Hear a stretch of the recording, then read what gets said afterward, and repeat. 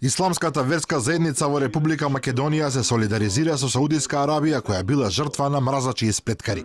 Поглаварот на ИВЗ Сулейман Реджепи му испратил писмо на кралот на Саудиска Арабија, во кое му изразува поддршка во ситуација кога на меѓународно ниво еруптираше скандалот со новинарот Джамал Кашоги, кој беше свиропо убиен во саудискиот конзулат во Турција. Ваше височество, овие денови слушаме вести дека саканото големо кралство минува низ тешка ситуација од сплеткари и мразачи кои се собрале да му наштетат на кралството на Саудиска Арабија. Ние како исламска заедница во Република Македонија и муслиманите во Македонија се солидаризираме со Саудиска Арабија против сите мразачи кои се обидуваат да наштетат на нејзиниот исламски и меѓународен статус, бидејќи кралството е правецот на муслиманите.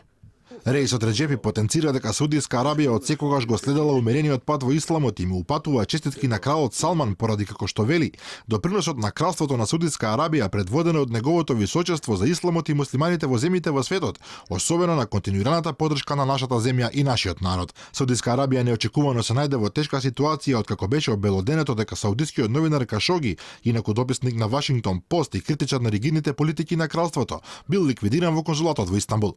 Турските власти објавија дека по убиството телото на новинарот било исечено на делови и така изнесено од конзулатот, додека припадник на групата која го убила со часови се шетал низ Истанбул облечен во неговата облека со лажна брада и очила. Американскиот претседател Трамп се закани со жестока казна за Саудиска Арабија ако се покаже дека Кашоги бил убиен по наредба од властите.